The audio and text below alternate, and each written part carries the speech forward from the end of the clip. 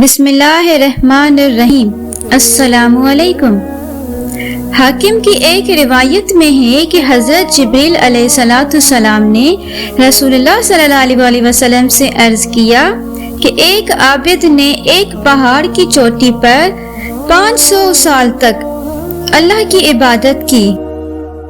اس نے اللہ سے دعا کی کہ اس کی جان سجدہ کی حالت میں قبض کی جائے۔ جب ہم آسمان سے اترتے اور زمین پر چلتے تو اس پر ہمارا گزر ہوتا، اور میں یہ بتایا گیا کہ وہ شخص قیامت کے روز اللہ کے سامنے کھڑا کیا جائے گا، اور اللہ فرمائیں گے کہ میرے بندے کو میری رحمت سے جنت میں داخل کرو۔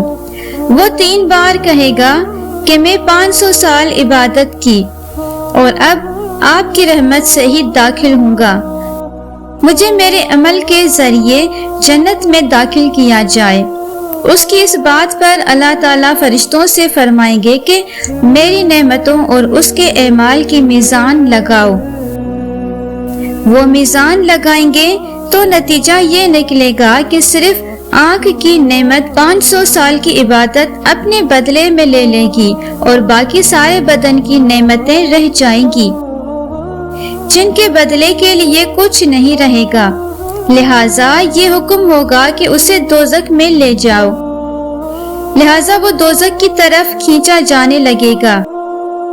یہ ماجرا دیکھ کر وہ عابد اللہ کو پکارے گا کہ رحمت سے مجھے جنت میں داخل فرمائیے، لہٰذا اسے جنت میں داخل کر دیا جائے گا۔ یہ قصہ سنا کر حضرت جبریل علیہ السلام نے عرض کیا کہ اے محمد صلی اللہ علیہ وسلم، سب کچھ اللہ کی رحمت سے ہوتا ہے۔